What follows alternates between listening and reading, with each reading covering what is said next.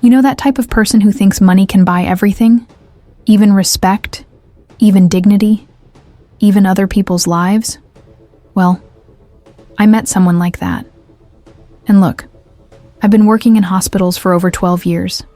I've seen it all. But what happened on that Thursday shift? Folks, it marked me forever. Let me tell you something before I start. Have you ever humiliated someone? Ever treated a person like they were less than you?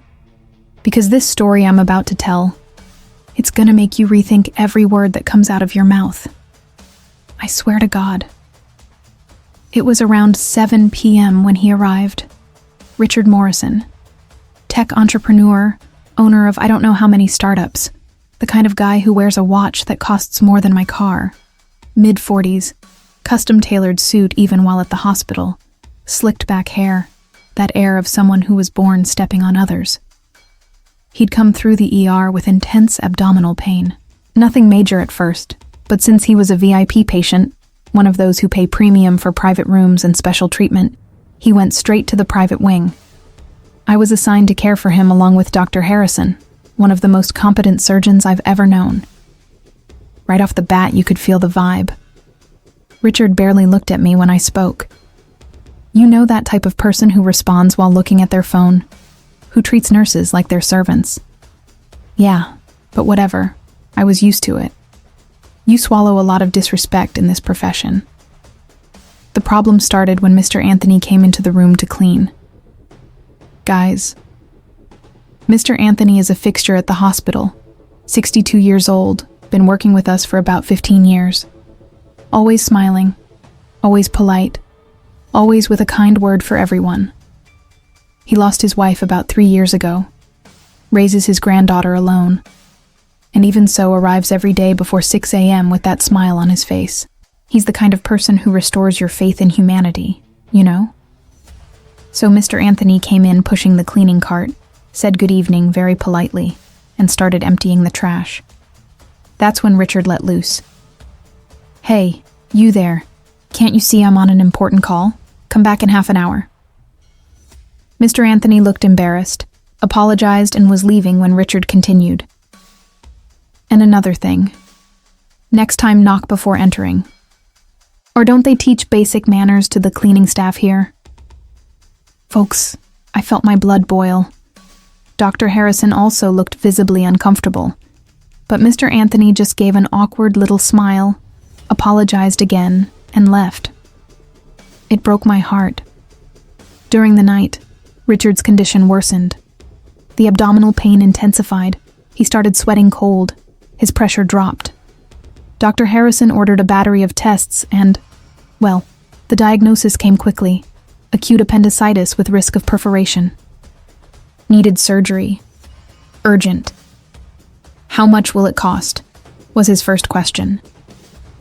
Mr. Morrison, you have insurance that covers everything. You don't need to worry. I didn't ask if I have insurance. I asked how much it'll cost because I want the best of everything. I want the most expensive surgeon. The best team, understand? Dr. Harrison took a deep breath. I'm the most experienced surgeon in this type of procedure here at the hospital, Mr. Morrison. And my team is excellent. You? Richard gave a mocking little laugh. How old are you, kid? Like 30? I want someone with more experience. 37, actually. And with hundreds of successful surgeries on his resume. But Dr. Harrison said nothing, just stood there, professional as always. Surgery was scheduled for first thing in the morning. Meanwhile, we prepped Richard, collected blood for typing, all the standard protocol. He wouldn't stop complaining. About the room temperature, the bed firmness, the hallway noise. About me, when I took more than 2 seconds to answer the call button. Where did you study? Because apparently it wasn't anywhere very good, huh? I took a deep breath. Nursing at Johns Hopkins, Mr. Morrison. Oh yeah? Then they should ask for the diploma back. That's when I had to leave the room. Not for my dignity. You learned to swallow that. But because I was about to speak some truths that would definitely cost me my job. Around 4 a.m. I was in the break room having coffee. one of those watery hospital ones that looks more like colored water than coffee. When the door opened and Mr. Anthony came in. "Hi, Marina," he said in that affectionate way of his. "Rough shift?" "Oh, Mr. Anthony," I sighed. "I'm sorry for the way that patient treated you today." He shrugged, smiling. "Don't worry about it. I'm used to it. Some people think we're invisible, you know. But it's okay. God sees everything. That man's faith always impressed me. After so many bad things that happened to him, he still had this peace." We talked some more. He told me his granddaughter got a good grade in school, that he was saving up to buy her a tablet to study better. My heart squeezed. While Richard complained about a luxury private room, Mr. Anthony was collecting change to give his granddaughter a better life. At 5:30, I went back to Richard's room to prep him for surgery. Dr. Harrison arrived shortly after with the team. That's when we got the call from the lab. And then, folks, that's when everything changed. "Marina, we have a problem."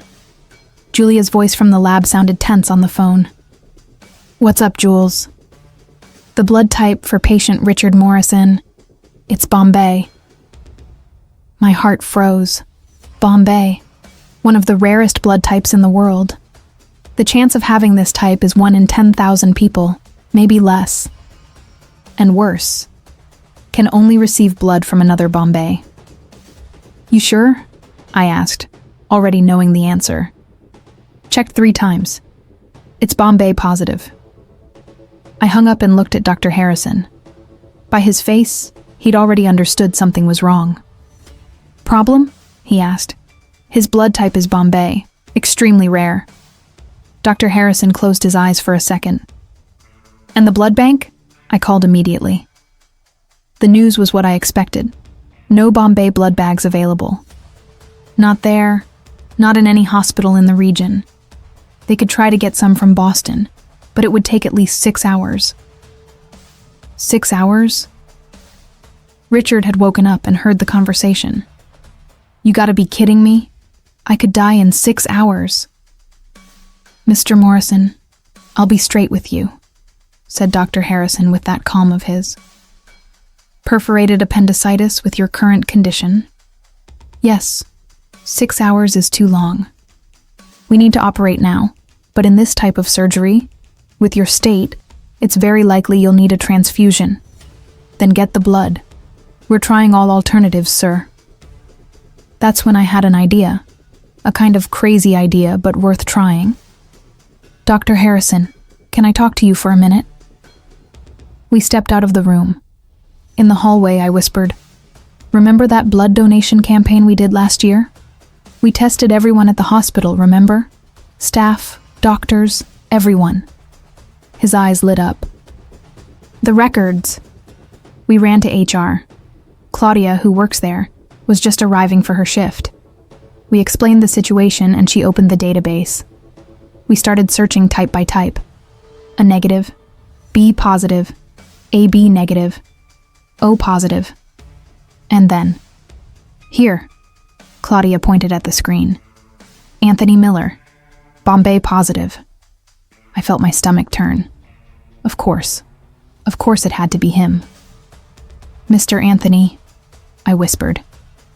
Dr. Harrison and I looked at each other. The irony of the situation was so absurd it seemed like a bad movie script. The man who had humiliated Mr. Anthony the day before was the same man whose life now depended on his blood. "We need to ask him," said Dr. Harrison.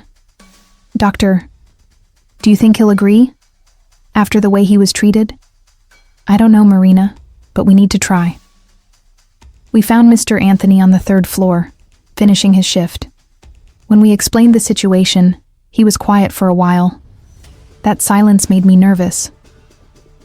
"So, you're telling me that man who was rude to me yesterday needs my blood to survive?"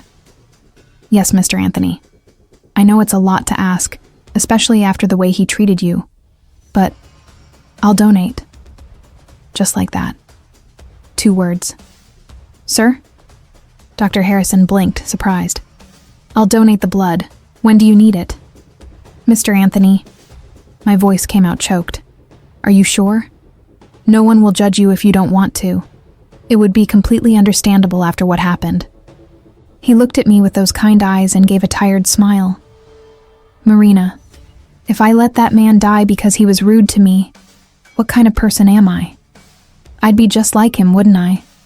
And my mama, God rest her soul, she always said, Anthony, you can be poor in pocket, but never be poor in heart.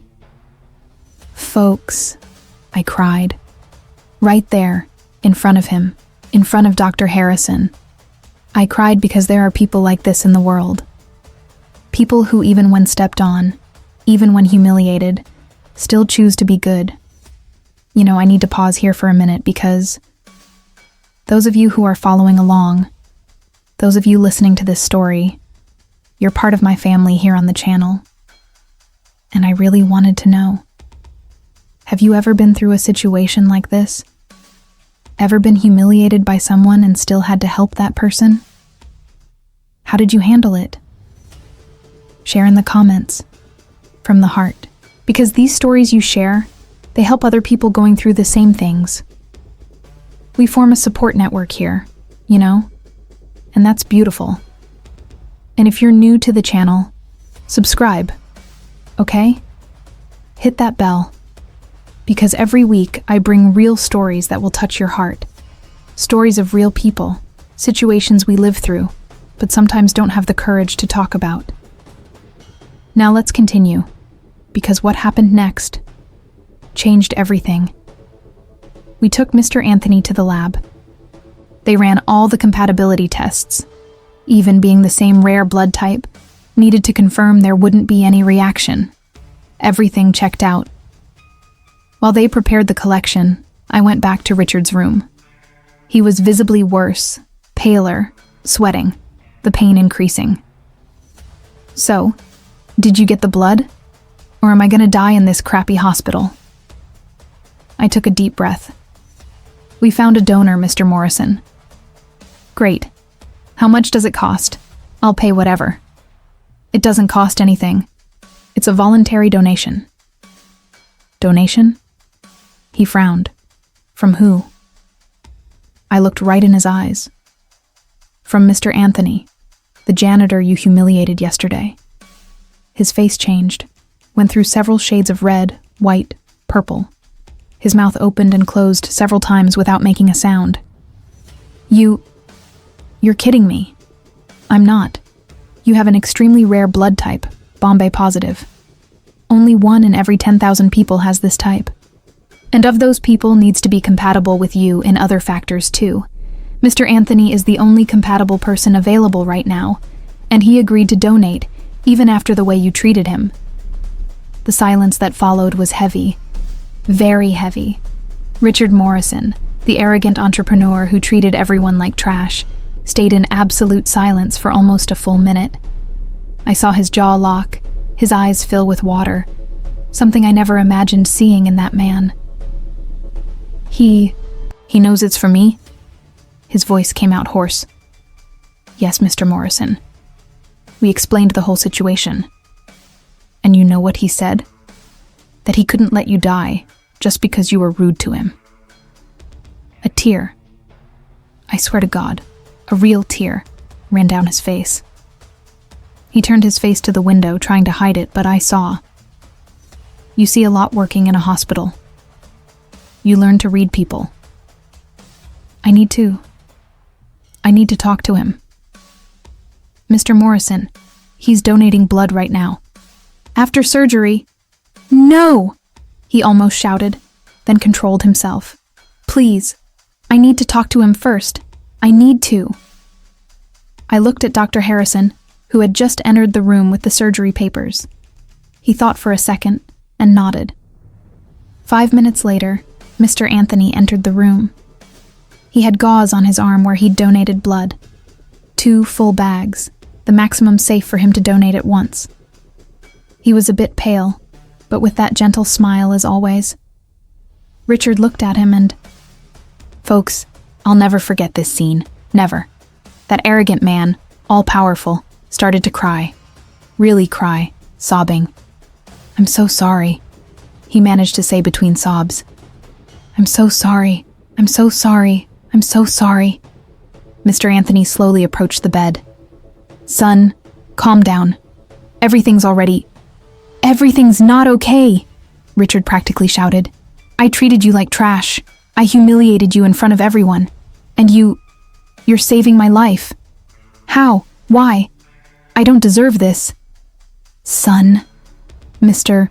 Anthony pulled up a chair and sat beside the bed, in that calm way of his. "Let me tell you something. I've been working in hospitals for 15 years. You know how many times I've been treated the way you treated me? Can't even count. There are people who don't even look at my face. People who talk to me like I don't know, less than nothing." Richard listened, tears still flowing. "But you know what I learned in all this time? That people who treat others badly usually are suffering inside, are angry about something, are afraid, are insecure. Nobody's born mean, son. Life makes us that way sometimes. My father," Richard began, his voice shaking.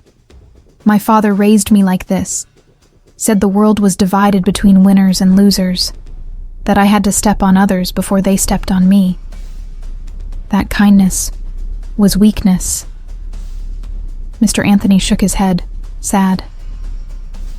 "Your father was wrong, son. Kindness isn't weakness. Kindness is the strongest thing there is. It's easy to be rude, to be mean. Hard is being good in a world full of bad people. I built an empire," Richard continued. "I have 3 companies, hundreds of employees, more money than I'll ever spend in my lifetime. And you know what I really have? Nothing. Nobody can stand me. My ex-wife left me, said I was a monster. My kids barely talk to me. I'm alone. There's still time to change, son." "How? How do I change a whole lifetime of being this?"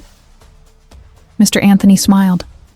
"One day at a time, one person at a time.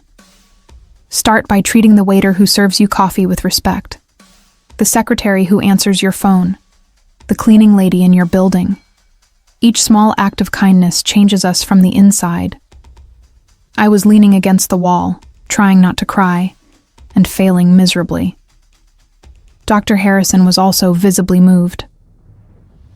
"Why are you doing this?" Richard asked. "Why are you helping me like this?" "Because it's right, son.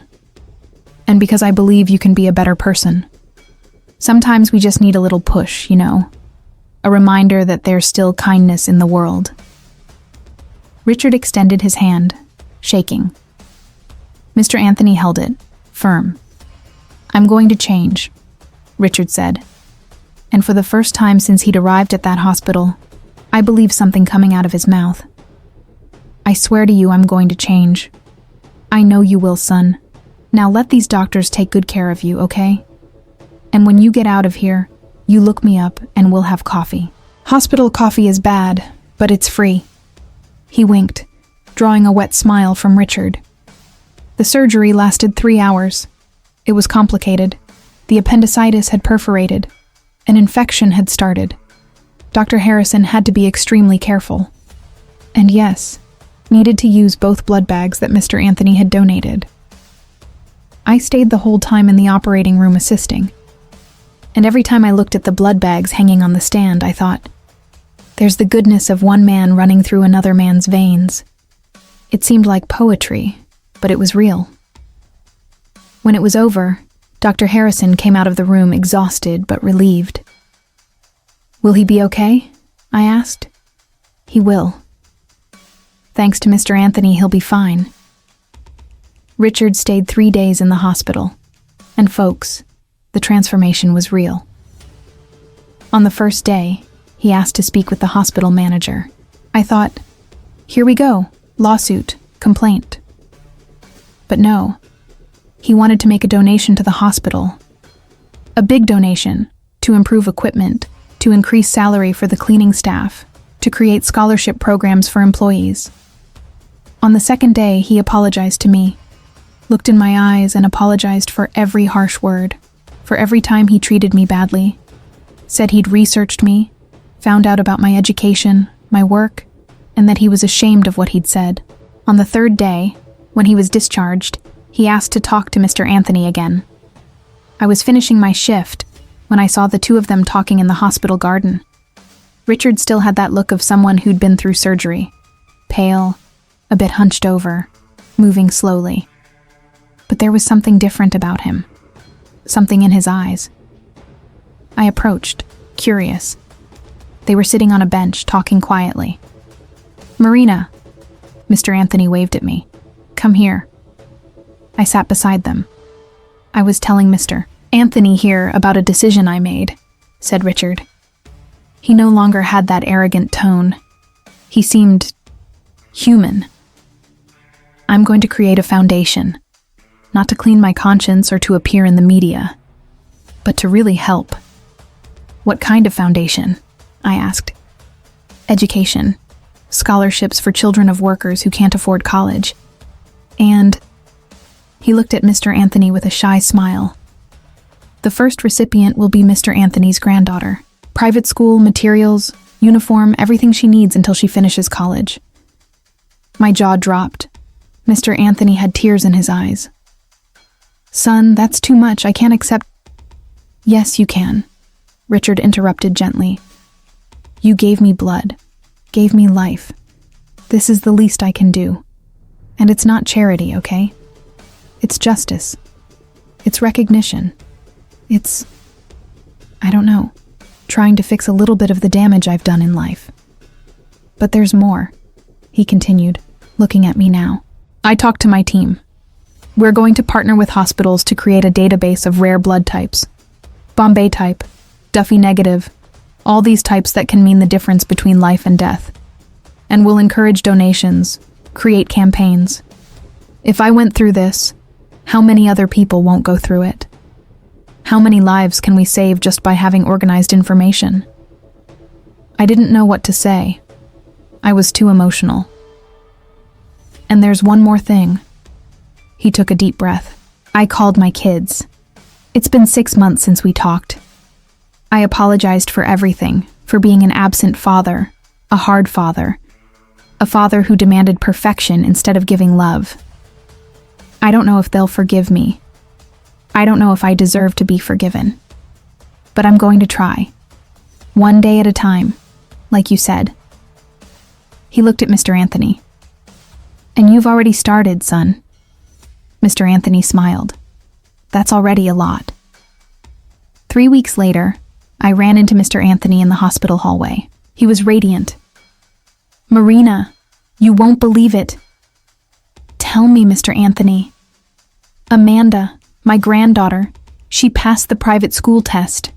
And Mr. Richard, he not only paid for everything, but got her a tablet to study, books, everything. And you know what else? He went to our house to meet her, brought pizza, stayed talking with us, asked about her dreams. Amanda wants to be a doctor, you know?" My eyes filled with tears. "I didn't know, Mr. Anthony." "Well, and Mr. Richard said that when she's old enough, she can intern at one of his companies. He said, 'Amanda, you're going to be an incredible doctor, and I'll be here rooting for you just like your grandfather was for me when I needed it most.' He really changed, didn't he? Changed, Marina. Really changed. The other day he came here to the hospital and brought coffee and snacks for the whole cleaning staff. Sat with everyone, talked, asked everyone's names, listened to their stories. Folks, I've never seen transformation like this in my life. 6 months passed. Richard became kind of a friend of the hospital. Not a patient. Thank God he was healthy. But he'd show up from time to time, bring donations, talk with the staff. Really created that foundation he promised. Already had 15 young people studying with full scholarships. The other day, I was leaving my shift when I ran into him at reception. "Marina," he smiled. A genuine smile, warm, totally different from that arrogant man who'd arrived 6 months ago. "How are you?" "Good, Richard. And you?" Never been better, to be honest. He showed his phone. Look at this. My son sent me a photo of my grandson, being born next week. He invited me to be the godfather. Really? That's wonderful. It is. And all thanks to that night. That night I almost died and learned to truly live. He got serious. You know, Marina, I spent 45 years of my life thinking success was money, power, status, and I needed to be in a hospital bed, depending on the blood of a man I'd humiliated, to understand that real success is this: having people who love you, being a person who makes a difference in others' lives. You're making a difference, Richard. Really. I try. Every day I try to be a little better than I was yesterday. Sometimes I relapse, you know? Sometimes that rude tone comes out, that arrogance. But then I stop, breathe, and remember Mr. Anthony. Remember that man who had every reason to let me die and chose to save me. He paused. By the way, how is he? Retired last month, finally. Now he's enjoying his granddaughter, taking care of his little plants at home. I know. I helped pay for his retirement party. Richard smiled. And between you and me, I'm paying for Amanda's college too. When she finishes medical school, I want her to work at my foundation.